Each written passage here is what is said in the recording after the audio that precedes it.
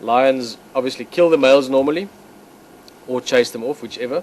And if there's young cubs, normally kill them as well. Now with the kahumas, that's not quite the case yet. Those females are avoiding these males to a large extent, even though there has been some mates in there as well, as far as I know.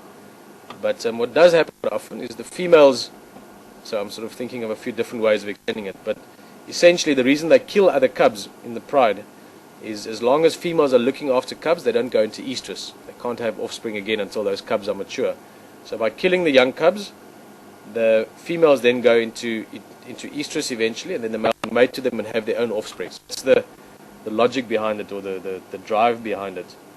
But what does quite often happen is when males have taken over in territory and they have new females, even once they've sort of killed other youngsters, those females will often go into a false estrus. And then only a few months later will they go into estrus again, and that will be a estrus where they actually conceive from and where you get little cubs from. So it was, Charlie, just a bit of a long explanation to get to the point. But even though these lions have been mating since last year, I mean, if they were mating, let's say November, December, we should be having cubs around about now already. Lion's gestation is just a little bit over 100 days.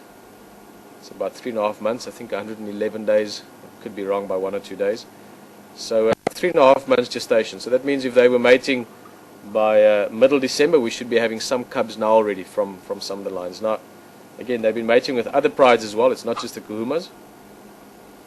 So potentially, there could already be some cubs out there. Now also keep in mind, the first few weeks, even the first month or two, it's not always easy to find these little cubs because the lioness actually leaves the pride and she goes and hides them, keeps them hidden for a while before she gets them back into the pride. So again, there's a possibility, I'm not going to say it's impossible, that there might be some Mapogo cubs out there already. It's maybe even likely. But at the same time, the fact that they've already mated doesn't necessarily mean that those females conceived. As for the kahuma pride, the pride that's more sort of pertinent to us, but when they'll have cubs, might be some coming along sooner than we think. But then of course some of the other females are also still trying to avoid these males as far as they can. There's still the cubs that are alive. I think 9 is the last number I heard. And guys from Djuma see them every now and again, or actually quite often, further up in the north.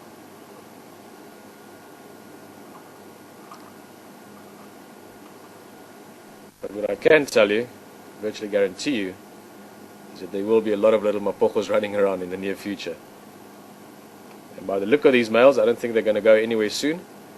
Hopefully they'll be around for the next few years, at least the next 2 years, enabling their cubs, their offspring to mature nicely. And I would even say maybe the next 4 or 5 years, so maybe even a second round of youngsters. Well, we're going to move along, I think. These guys are fast asleep. We'll come and spend time with them again this afternoon.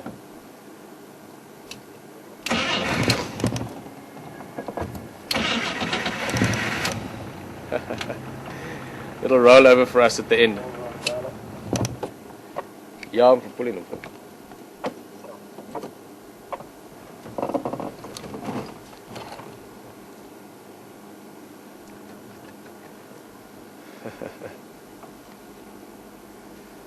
Well, sleeping on the other side.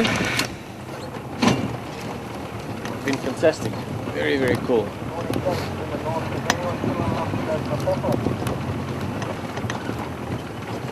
Yeah, morning, it's Pt.3. I'm just pulling out now and Elias pulling in.